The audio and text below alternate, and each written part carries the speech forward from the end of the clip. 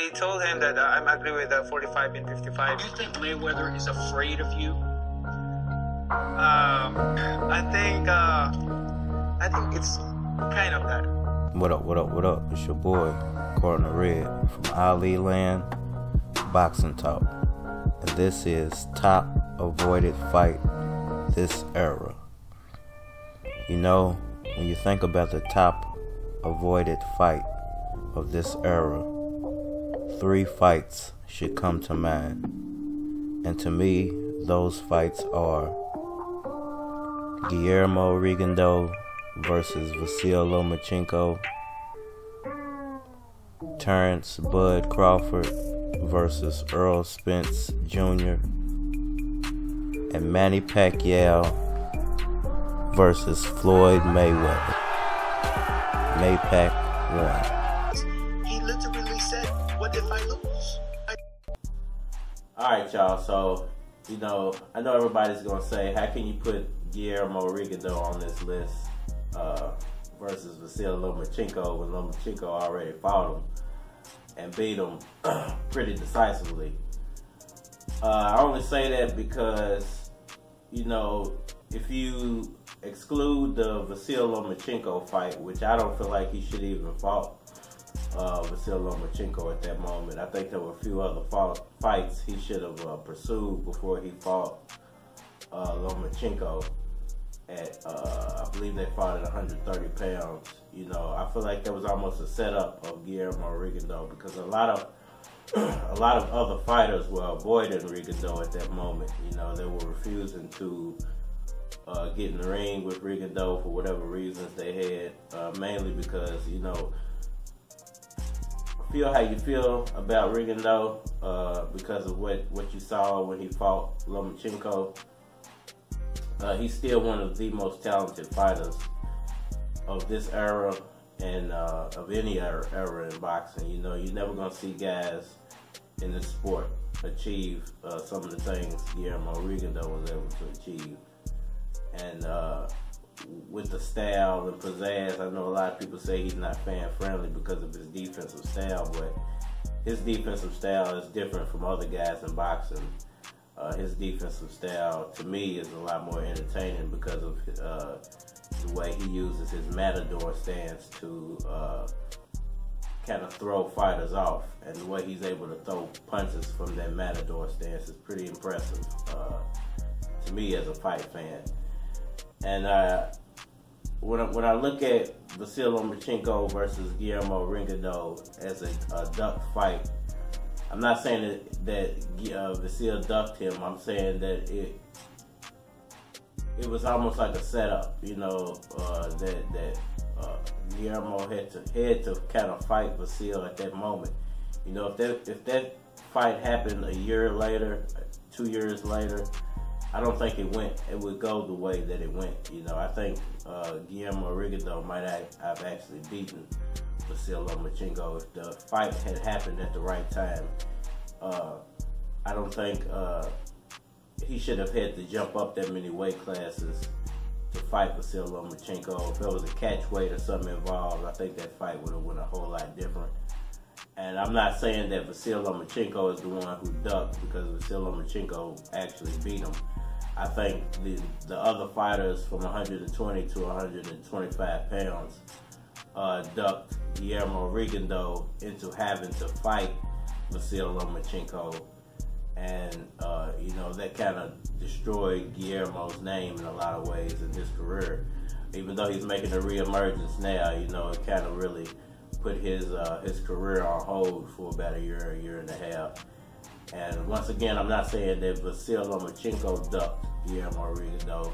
I'm saying that the other fighters from like 118, 120 to 125 pounds, they all, I feel like, got together to duck Guillermo Rigondeaux, and his only way to make some money was to fight Vasl Lomachenko at 130, I believe is what they fought at.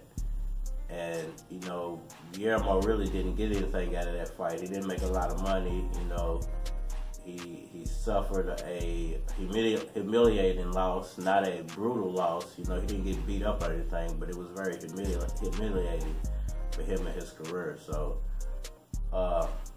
that's why I added him onto the list. I'm not saying Vasl ducked him. I'm just saying I don't feel he should have had to fight Vasl Lomachenko at that moment.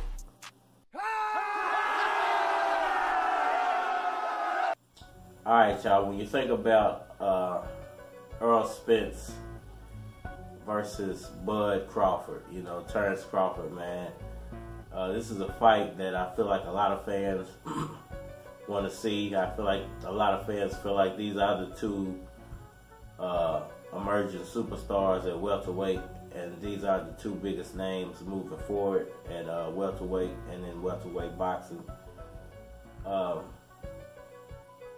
I feel like you got to look at it like this. You know, a lot of people say Errol Spence is a weight bully, and he's only the number one guy at in a lot of people's eyes at 147 pounds because he's so much bigger than other fighters, and that he gets to take advantage of his size and just the fact that he's bigger than, you know.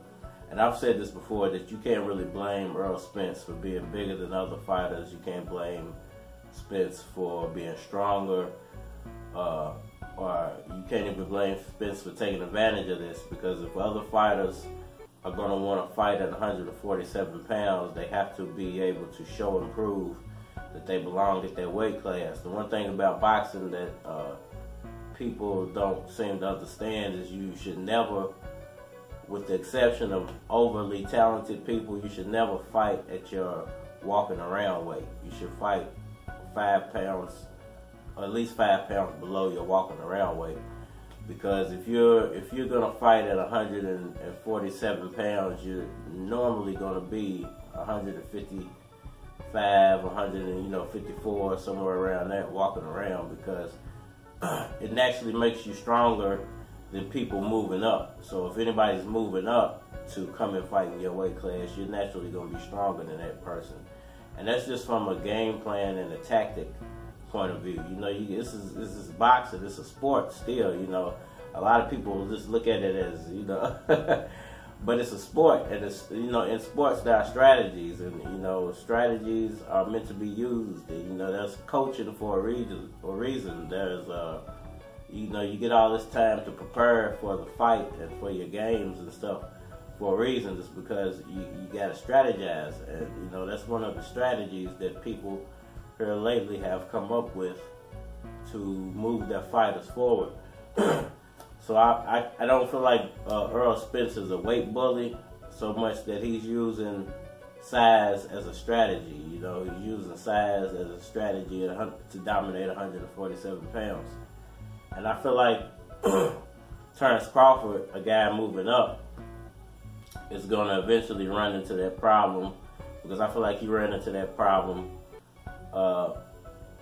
with a matchup with Manny Pacquiao, and people at that time, you know, matchmakers for top-ranked boxing, saying that Manny Pacquiao was still too much for him. So I think what he's going to eventually realize, if he does get the opportunity to take on Spence, you know, being stuck on Top Rank Island, it's going to be kind of hard for him to fight Spence. But if he ever does get that opportunity to move up and fight some of those guys over at PBC, I think what he's going to realize is that, you know, there's stronger, faster, and more powerful guys at 147 beyond Top Rank that he just hasn't gotten a close look at yet. You know, he just hasn't, you know, he might know these guys personally, he might work out sometimes with them, but I don't think he's felt the real power of 147 pounds yet. You know, he's about to fight Khan, and, you know, Khan's career is steadily going down, but still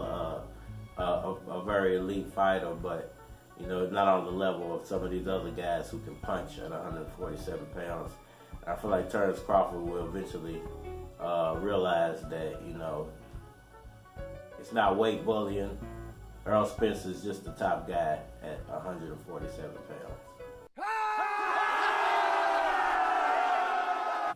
Alright, man, and my number one choice for most duck or most avoided fight of this era, of course, has to be MayPac 1. 7 years, I believe, in the making, and the biggest robbery in the history of boxing. Now, we can all just sit here and throw darts and blame a lot of this on Mayweather and his greediness and his unwillingness to just be fair and adhere to actual boxing rules and not throw so much just salt in the game of boxing, you know, and salt in the wound that's killing the game of boxing, you know. MayPac 1, it shouldn't have taken that long to put together, you know. And 10 years later, you know, we all see now why it took so long to put together.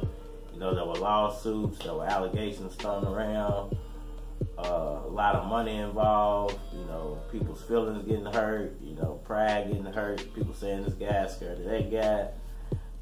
And I think a lot of that turned into animosity on Floyd Mayweather's account and a willingness to want to prove himself on Manny Pacquiao's account.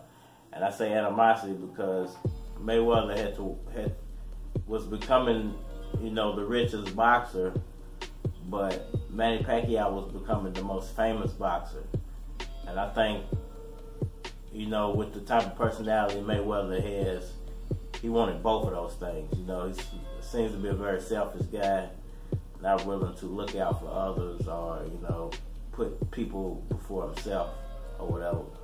But I feel like, you know, that created a lot of animosity to begin with.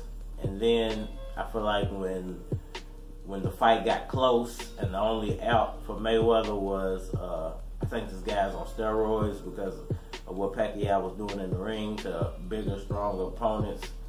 And then, you know, that turned into lawsuits, and Pacquiao ended up winning the lawsuit.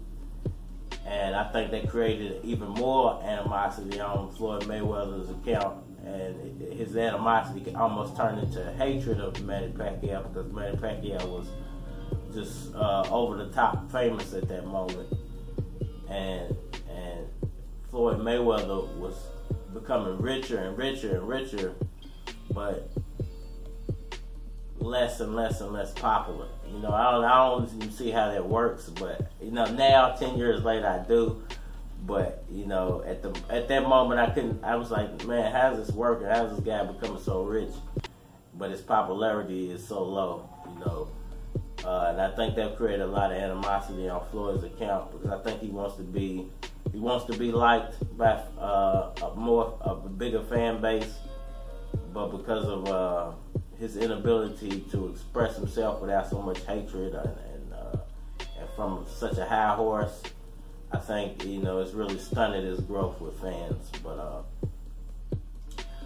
when you think about, you know, what that lawsuit did to the potential fight between Manny Pacquiao and Floyd Mayweather happening when it should have actually happened, I think that threw the biggest monkey wrench in there because, you know, it put Pacquiao on top before he won any fights. You know, he beat Mayweather before he even stepped in the ring with him. And I think that was messing with Mayweather's mind a little bit. Fast forward a few years later, you know, we get the fight. And, you know, we didn't get the fight that we actually wanted or deserved, but we did get a fight. Fast forward a few years later, and, you know, everybody finds out finally that Manny Pacquiao was telling the truth. His shoulder was actually injured. Mayweather knew about the injury somehow. Mayweather got an exemption for his injury. Pacquiao didn't get an exemption for his injury. You know, not allegedly, but all this stuff is now coming out a few years later. and I think that puts a bigger asterisk on not only Floyd Mayweather's career, but you know, the legacy of that fight and how it started and how it should have happened and didn't happen and should have happened and finally happened, and it didn't live up to what it was supposed to be, and now there's a blemish on it because there was an injury involved, and everybody and their grandparents wanted to say that the injury didn't exist when it, you know, now we know it did exist. Now we know Mayweather knew. Not only did he know, he got an exemption for his hands, allegedly, but not allegedly, so it's all true. He got an exemption for his hands. Not only that, but he had an IV way over the amount of milliliters he was supposed to be using, and it just put a big black eye on not only that fight, it's the legacy of that fight, but Floyd Mayweather as a boxer, and you know, the legacy of his career. And we all see now he really doesn't fight boxers anymore. He kind of just does these exhibition fights, and I'm not sure if that has something to do with, you know, the whole steroid masking allegation. Put it that way. So I would put, you know, of course, Manny Pacquiao versus Floyd Mayweather 1, MayPac 1, as the top avoided fight of this era. You know, I would go Guillermo Rigondeaux, Vasl Lomachenko 1, Errol Spence, Terrance Crawford 2, and Mayweather Pacquiao, MayPac 1, the most avoided fight of this era. Will MayPac 2 actually happen? Will that be the next one on the list? Hopefully we'll get to that, man. And we at